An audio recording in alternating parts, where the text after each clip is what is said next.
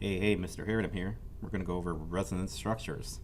So this is when we have a double bond and you have options on where you can draw the double bond in more than one possible location. But the truth is, the bond is actually delocalized through the whole molecule. Let me show you what I mean here. So here is carbonate. Remember, carbonate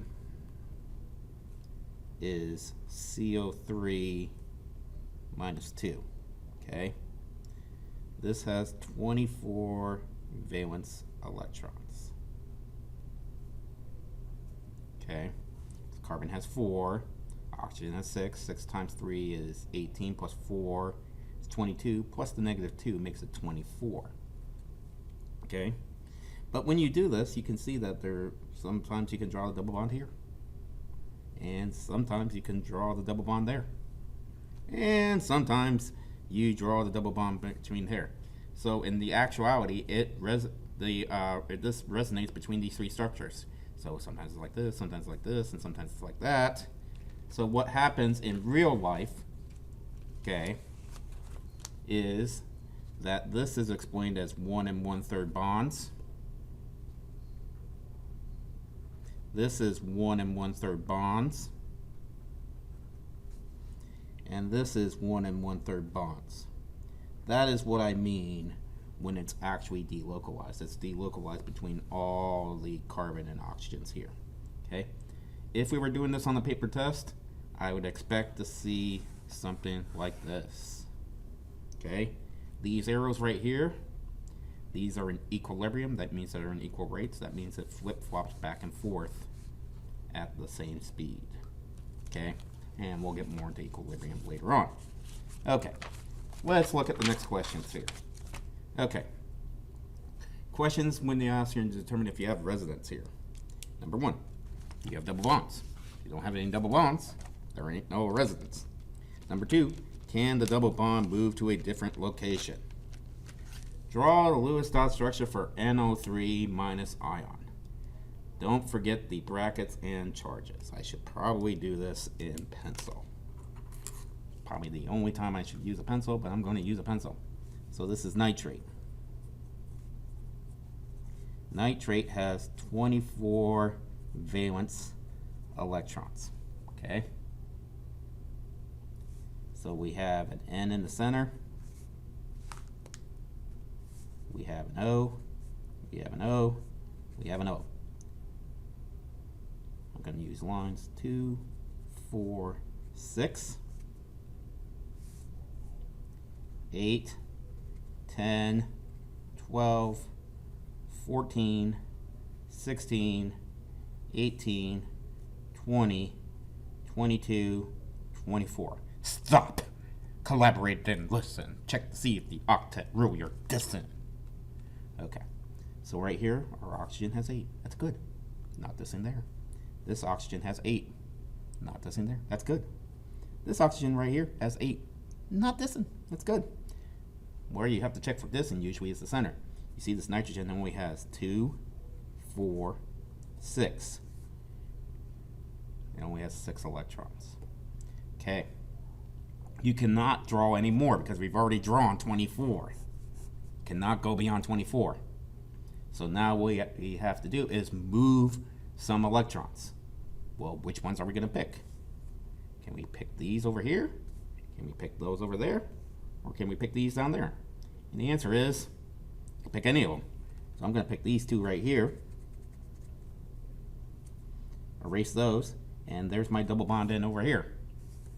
Put this in brackets. Bracket, bracket, bracket, bracket. -1. Great polyatomic ion right there. But I could have picked this oxygen right here. So another way this could have looked is like this.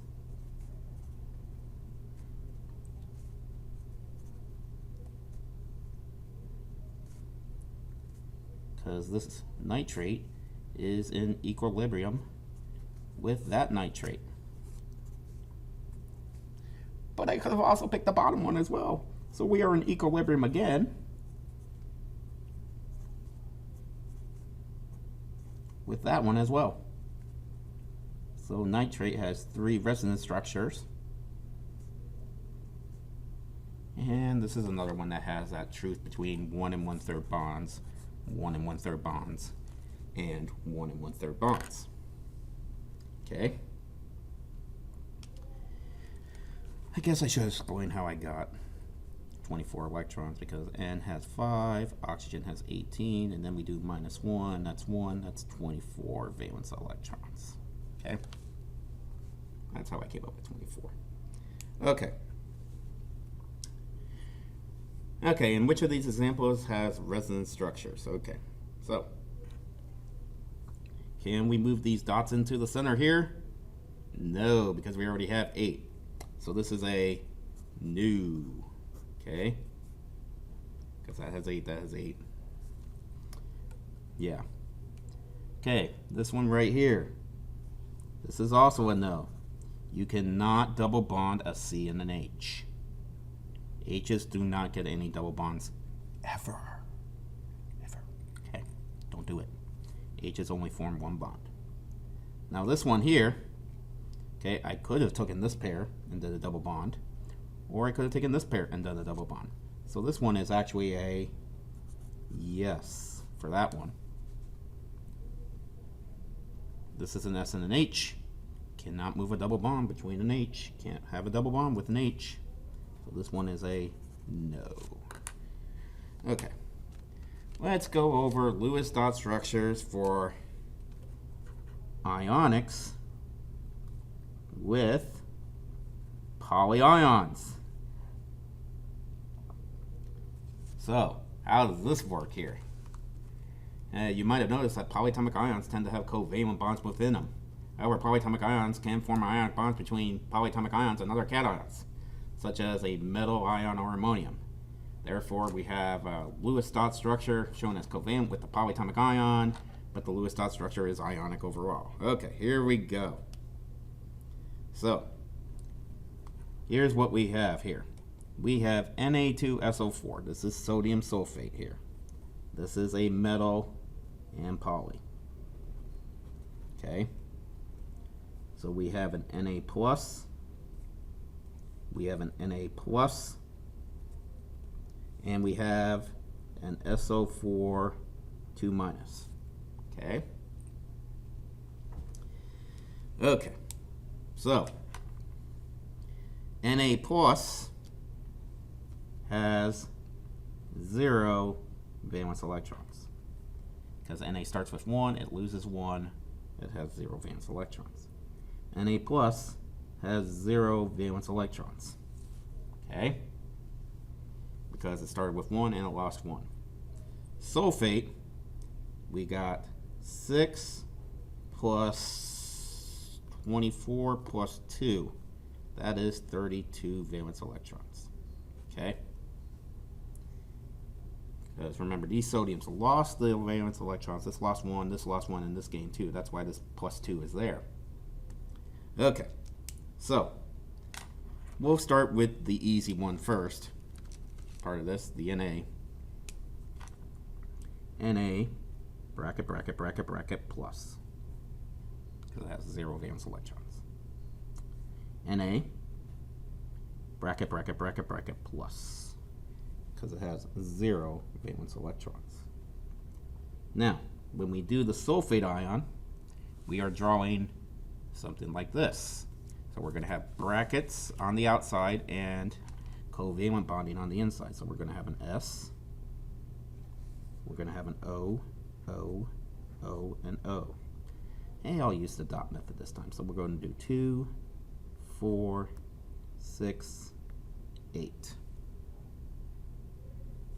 And we're going to go around this way. 10, 12, 14, 16, 18, 20, 22, 24, 26, 28, 30. I'm going to use triangles for these last ones, because those are the ones that actually moved from the sodium to the sulfate. 32. Stop, collaborate, and listen. Check to see if the octet row you're dissing. Okay, so the outsides all have 8, so we're good there. And sulfur has 2, 4, 6, 8 on the center. So we are good. So then we just have to go bracket, bracket, bracket, bracket, bracket, 2 minus. There you go. That's what it looks like. And then we get to ammonium nitrate. Oh, it's a very explosive compound here, ammonium nitrate. So in this compound here, we have an NH4 plus, and we have an NO3 minus. Okay. My NH4 plus is going to have 5 plus 4 minus 1 for 8 valence electrons. Okay.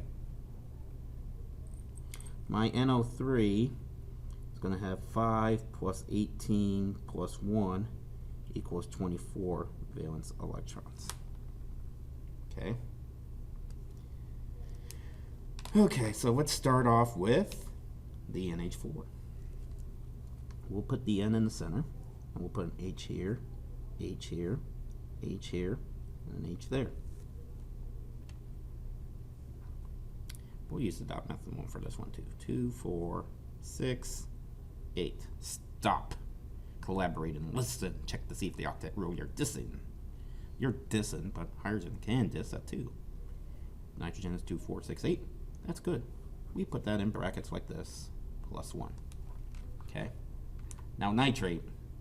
I can sit here and draw a nitrate for you, but we already drew one up here. So I'm just going to draw one of these really quick down here. And yes, this would have resonance.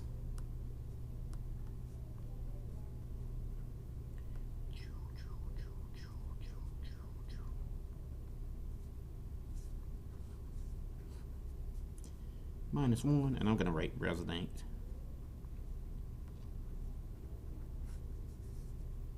Nitrate has resonance.